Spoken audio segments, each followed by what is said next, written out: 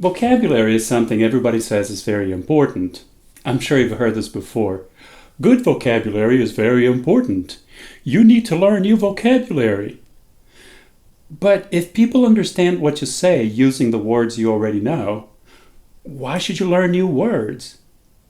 Well, your vocabulary has more of an impact than you realize on how you communicate and on reading comprehension.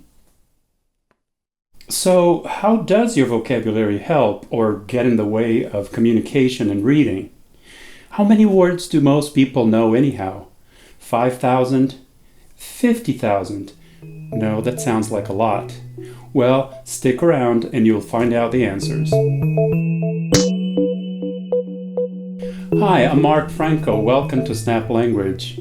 So, how important is it really to have good vocabulary? I can give you three main reasons: to communicate effectively, to navigate the social environment, and, of course, to read effectively.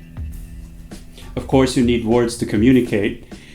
You may think you know enough words, though, because you can communicate effectively in everyday life. But what happens when other people use vocabulary you might not know? This can happen, for example, when you first go to college or in a new professional setting. You'll need vocabulary you don't normally use at home or in everyday life. Unless you learn the appropriate words for that particular setting, you may not be able to communicate or read as well as you should. If you have poor vocabulary or use words incorrectly, you'll understand less and come across as not very knowledgeable or even a bit out of place. And of course, you also want to be accurate. You can sort of say what you mean, or you can say it more accurately and avoid confusion. Who wouldn't want to do that? The language gives you word choice. For example, you could say, Maria and John argued often, but does that truly describe the situation? Word choice gives you, for example, Maria and John bickered often, or Maria and John brawled often. If you have good vocabulary and happen to know not only argue, but also bicker and brawl, you know that choosing between these words actually gives you different information. To bicker does mean to argue, but to argue about things that are unimportant, and to brawl communicates a sense of an angry, loud argument. So the more words you know, the more accurately you can communicate. And of course, you can understand better what other people are saying when they use rich vocabulary. Is that it? You also need good vocabulary to navigate social environments effectively. People use different vocabulary, even grammar, in different social environments. The way you speak to a child is different from the way you speak to an adult. The way you speak to a sibling or send a text message to a close friend is less formal than the way you speak to a stranger or write a college essay.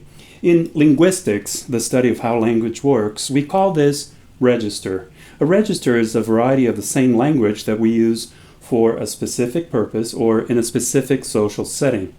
We switch registers, meaning we adjust the variety of language we use to be appropriate to the situation. But we need good knowledge of the language to be able to do that, and vocabulary is an important tool to be able to switch registers. Using the wrong register makes you sound, well, kind of weird sometimes. And that's not all. In part 2 of this video, we'll focus on how vocabulary affects reading comprehension and how you can improve your vocabulary. Hey, we also need to answer this. How many words do most people know?